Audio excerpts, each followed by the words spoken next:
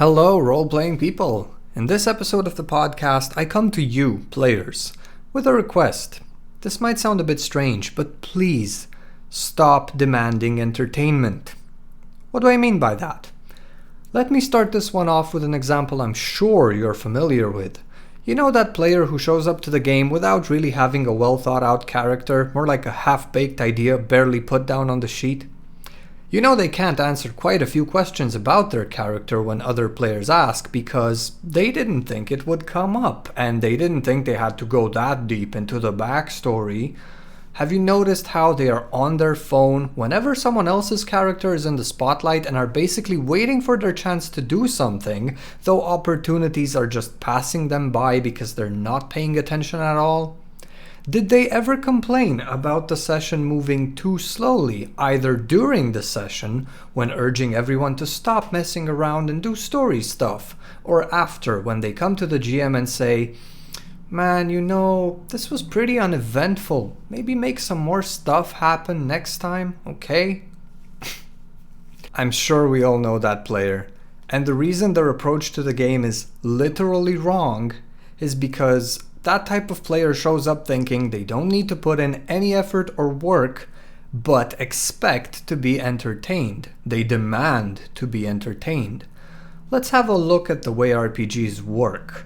The storyteller, no matter how much they lead the action, needs their protagonists in any game that isn't a one-shot or that focuses on a specific short moment in the characters' lives removed from backstories and backgrounds. If backstories and backgrounds come up, the storyteller needs to know how to work with those elements, and the players will want to explore them. The better the character is fleshed out, the more complex a character is, the more they will find meaningful interaction with the world and other NPCs, either alongside the party or on their own. Now, the player who doesn't have those elements for their character is simply along for the ride. Will consider such moments bothersome, bumps in the road, detours. Oh, do we really need to take a detour here? Well, if you had been paying attention, my careless player, you would know the other player has been working towards this moment for the past 3 sessions and the outcome is very important for their character. But since you didn't pay attention to the other players, how would you know? Your character is simply along for the ride. The only thing they have going is the story the GM is telling. Otherwise, you only come to life when combat begins and immediately resume being on your phone once your round is over anyway. A poorly made character doesn't tell a good story. And this leads to a poor interaction not only with the GM but with the whole group. If the action is happening in the character's hometown, let's say, and the character does own a house they live in, don't you think knowing what the place looks like should be a given before you start the game and the rogue says, "Ha, I'm gonna go through his house and see what valuables he has," and you can't describe your house because you didn't prepare, and instead you look to your storyteller, but this place is your possession. The GM has no place making up what your house looks like or what's inside. So undermade characters who can't tell the story. This is strike 1. Strike 2, we've already mentioned it. It is the fact that such players don't listen to what's happening around them. When the storytelling aspect happens for one player, they're telling the story. Listening to that story is what the others should be doing. There is no point in playing a game which, again, is a collective storytelling experience if no one is listening to the story being told.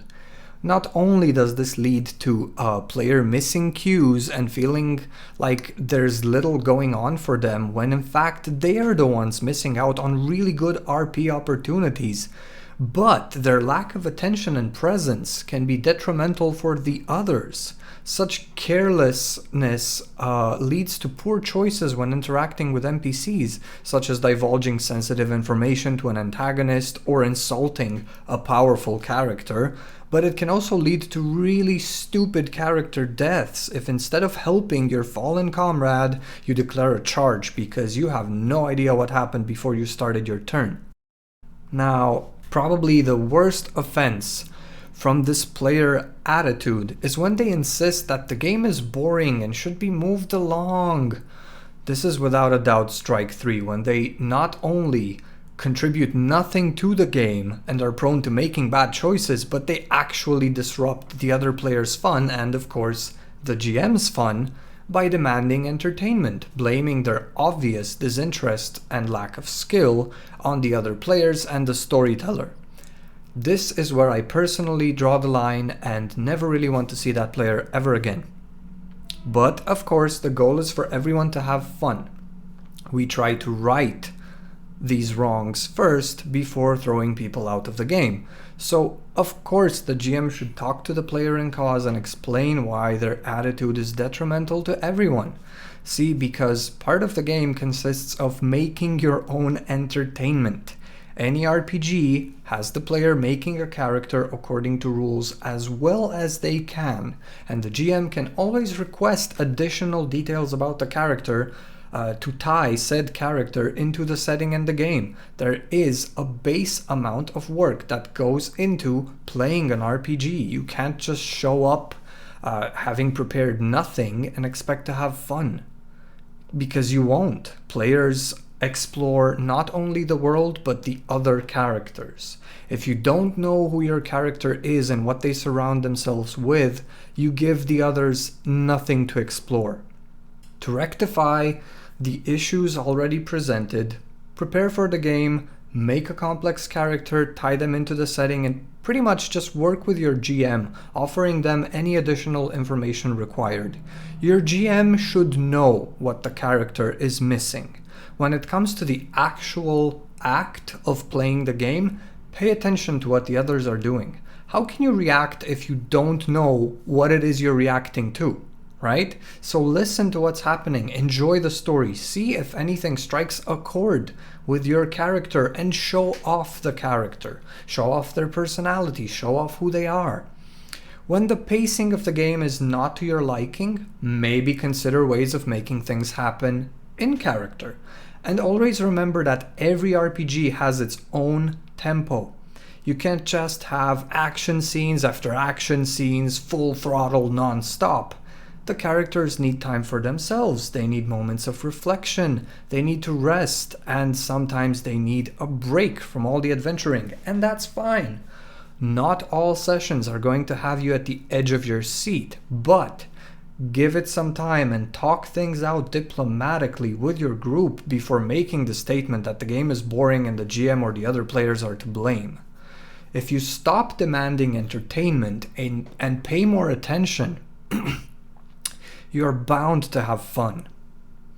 Gandhi said, "Be the change you wish to see in the world." Well, it applies to role-playing games very well. Be the player you want to see at the table.